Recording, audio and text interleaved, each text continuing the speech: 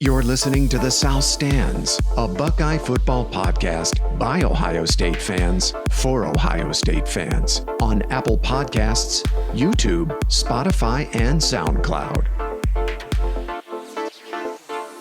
Welcome back to The South Stands, everyone, from San Francisco. I'm your host, Zach Moore. Today's Sunday, August 9th. It's about 10:45 a.m. This is just going to be a quick one-man pod today. I'm with you today because college football news has been moving at absolute warp speed since our last podcast on Wednesday when we broke down Ohio State's 2020 schedule. I'm hoping to spend a few minutes with you today to summarize those developments. If you're not like me and you can't spend all day long watching your Twitter feed and you don't feel like going back through your feed to piece together everything that's happened in college football since Wednesday, I'm going to attempt to summarize all that for you right now in what I'm hoping will be about a quick 15 to 20 minute pod. So here we go. On Wednesday, Paige, Mike, and I had a look at Ohio State's 2020 revised schedule. We had a close look at Ohio State's September 19th matchup with Purdue. There's been a pretty big development that's going to have an impact on that matchup, which was the announcement by star Boilermaker receiver Rondale Moore that he is opting out of the coming season. Ohio State fans are going to remember that Rondale Moore tortured the Buckeyes in the 2018 matchup that was 2 years ago in Ross-Ade Stadium. That was a 49-20 Purdue win, crushed Ohio State's playoff hopes. The Buckeyes went on to win the Big Ten, but they were left out of the playoff largely on the disappointing loss to the Boilermakers. Moore's not going to be available for the September 19th matchup. That's a huge loss for the Boilermakers. Honestly, a huge loss for the Big Ten Conference. Moore was one of the top 5 or 6 players in the Big Ten coming into this season. A dark horse to win the Offensive Player of the Year in the conference. Now he departs with fellow Big Ten stars, Penn State linebacker Micah Parsons and Minnesota wide receiver Rashad Bateman. And Moore, Parsons, and Bateman, we're talking about 3 of the top 8 or 9 players in the conference, and probably 3 of the top 30 players in the country, if I had to take a guess. And it feels like we're going to see more losses. I'm sorry to say, I don't think it's going to end with the 3 of those great players.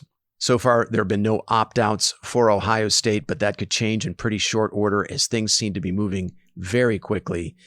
I had also read prior to last week's recording that Maryland quarterback Taulia Tagovailoa, now he's the Alabama transfer, I had read he had not been granted a waiver to play this season. Turns out that report was incorrect. On Friday, it was reported that Tagovailoa did indeed get the waiver he was hoping to get and will be eligible to play this season. That's a pretty big development that could impact Ohio State's October 31st matchup with the Terrapins in College Park, assuming, of course, that game is actually played. Tagovailoa, a very good player, a top 200 player. In the 2019 class, he was one of the top dual-threat quarterbacks. We remember 2 years ago, Ohio State's last visit to College Park. Running back Anthony McFarland had a huge day for the Terps to keep Maryland in that game and force overtime. The Buckeyes were very lucky to escape College Park with a win that day. They did it in overtime. Maryland was lining up to win that game with a 2-point conversion. Ohio State holds.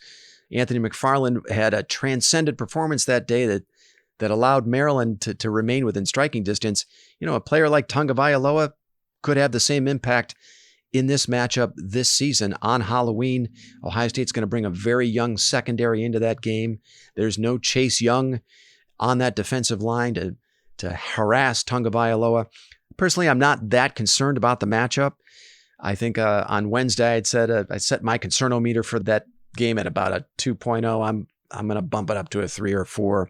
I still think Ohio State wins comfortably, but it's a more intriguing matchup now with Tagovailoa being eligible to play. Also in our podcast on Wednesday, we touched briefly on the Players Tribune letter authored by a group of more than 1,000 Big Ten athletes under the hashtag Big Ten United, with a list of demands for the 2020 season, which are almost entirely related to player safety around COVID-19. Now, that letter was very different in its demands and tone from the letter the Pac-12 athletes released, also on the Players Tribune, the week before. If you're interested in learning the details of both letters, I invite you to head over to the Players Tribune. I don't have time to get into great detail of either of those letters today. What I do want to talk about, however, is the letter authored by Ohio State athletes that went out on Friday. It was circulated on social media on Friday. All of the Ohio State captains retweeted it. It's a letter written by Ohio State athletes under the hashtag We Set the Standard, and I want to read a little bit from that letter here right now. The second paragraph of that letter. We believe our institution is providing the proper structure and organization for safety. Here at Ohio State, we hashtag set the standard for what college athletics should look like amid COVID-19. The letter goes on to read, first, we appreciate that the hashtag Big Ten United letter was intended to protect and voice concerns of Big Ten student athletes. However, we do not think it represents the efforts and actions of Ohio State adequately. Later on in the letter, it says, it has been said that college athletes are being, it quotes, exploited, not only in the stated letter, but also in the media. We recognize that there are risks, but we have all chosen to be here and want the chance to play this fall. So pretty strong statement by Ohio State athletes. They are all but disassociating themselves from the hashtag Big Ten United letter or movement, whatever you want to call it. Very bold statement. As an Ohio State alum and fan, I was happy to hear that our athletes feel protected and very well taken care of. I would have liked to see a word or two in support of the athletes at other Big Ten schools who don't feel their institutions are doing as well as Ohio State at protecting them. Personally, I don't think it would have diluted the message to include something like that. To me, the letter fell a little short for me in that regard. Now, the other thought I had after reading the Ohio State letter is Ohio State stands to get a lot of guff from around the country if there's a major outbreak within the program at some point. You know, the truth is this virus is highly contagious. It's extremely difficult to keep under control. And all it takes is one or two athletes to get bored, go to a party or a bar, hang out with some friends to cause a major outbreak. And then in addition to a dangerous outbreak within the program, the university has egg on its face for having this hashtag We Set the Standard letter out there. That's just my personal opinion. I'm not speaking for the other South Stands contributors here. I personally would have worded that statement a little differently. I certainly would have come up with a different hashtag than We Set the Standard. And that's not to say I'm not proud of what Ohio State is doing, and I'm not thankful and grateful that our athletes are taken care of and that they feel taken care of and that they want to compete. I'm not even sure I would have put this statement out there, to be totally frank, but it is out there. And I guess we'll see if it comes back to bite Ohio State. I certainly hope that it does not. Also yesterday, there was a big announcement out of the MAC. They have canceled fall sports. They are the first FBS conference to do that. And in the wake of that announcement, the Big Ten postponed padded football practices indefinitely to further evaluate the safety of moving into that phase. Non-contact practices and shells are still permitted, but this is disappointing, and it's a significant development that this phase of fall camp has been postponed indefinitely. I'm certainly hoping for the best that they'll eventually be able to move into that phase. It just seems like things are moving very quickly in the wrong direction. I'm going to get into more of that here in a bit. Also yesterday, Pete Thamel of Yahoo ruffled some feathers. Suffice to say, Pete, by the way, has been keeping his reporting on college football relative to COVID-19 very real. Well, yesterday he tweeted about an emergency meeting of Big Ten presidents in which, quote, all options are on the table. Quote, there's some presidential momentum for canceling the fall football season.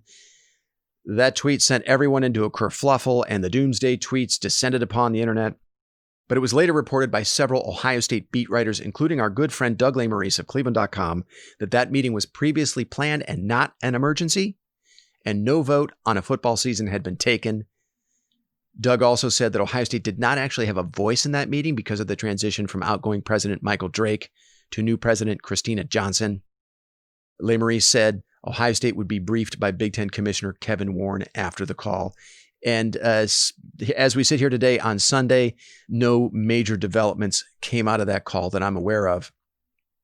There was also a rumor circulating yesterday that if the Big Ten were to vote to cancel the season, Ohio State, Penn State, Michigan, and Nebraska would move to join the Big 12 for the 2020 season. Now, I have not seen or heard anybody whose opinions I trust report on that or even comment on it. And I asked Doug Lesmerises in a text what he was hearing about the idea of Ohio State either joining another conference or playing as an independent. Doug was kind enough to reply saying, quote, "Talking to some people, the potential damage done to the Big Ten and the optics of playing while the rest of the league is out means I would be shocked if Ohio State pursued something like this," end quote. Doug also addressed this rumor in a piece that just dropped on Cleveland.com this morning with the headline, "The Ohio State Buckeyes are in their own bubble, but that may not be enough to save the college football season." Head over to cleveland.com/OSU and check out that piece. It's a really good read.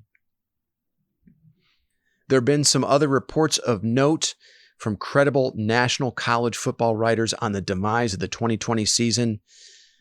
Last night before I went to bed, a piece by CBS Sports' Dennis Dodd dropped on my Twitter feed, which I read. Almost gave me nightmares. In that piece, Dodd quoted two anonymous Power 5 ADs who said the cancellation of the coming season is, quote, inevitable. In that piece, Dodd said he expects college football power brokers to announce the cancellation of the 2020 season by the end of this week. Sports Illustrated's Pat Forty also tweeted to that effect yesterday. Quoting a prominent industry source, Forty wrote, quote, "I think by the end of the week, fall sports will be postponed in all conferences," end quote. On the other hand, Fox's Joel Klatt yesterday said on Twitter, quote, "Many in the college football media have worked hard to push panic and fear." Now, I can only assume Klatt was referring to the likes of Dodd, Forty, Pete Thamel. There have been a few others to express some similar opinions about, fear-mongering and that sort of thing, but they seem like lone dissenting voices. Most of what I'm hearing and reading suggests the cancellation of fall sports is very real and imminent. It's not just fear-mongering by gleeful doomsdayers. I'm sorry to say, I'm personally bracing myself for the worst. Finally, there was a report by David Jesse of the Detroit Free Press that Big Ten Commissioner Kevin Warren is in favor of a spring college football season. Personally, I don't see how a spring season is viable. I'll admit I haven't thought too much about it, and I know this isn't the first time we've heard of this idea. Oklahoma head coach Lincoln Riley, I know, has been a big proponent of a spring season. Just kind of thinking about it conceptually, that leaves out all of Ohio State's top players. Justin Fields, more than likely, Shaun Wade, Wyatt Davis, you know the list. The Ohio State would not be the juggernaut in the spring that they would be in the fall if the season is going to be moved to the spring, because it runs up so close to the NFL draft. I don't know. I don't know how viable it is. I don't know how entertaining it would be. I don't know what Ohio State's prospects would be as a title contender, having to rely on a lot of inexperienced younger players instead of star veteran players. We will certainly delve into that if that does come to pass. Okay, I think that covers everything. I just wanted to spend a few minutes bringing you up to speed on all the major developments since our Wednesday pod. We will certainly be watching the wire, and we'll be ready to jump on and record another podcast as this story unfolds. We are certainly hopeful that there is actually a season in the fall. It's not looking great at this point, but things can change. It seems like we've been on this roller coaster ride now for 4 months, going up and down, and maybe things could make a turn for the better in the coming week. We'll see. You've been listening to the South Stands, a Buckeye football podcast. You can follow us on Twitter, Instagram, and Facebook, and visit our website at southstandsosu.com.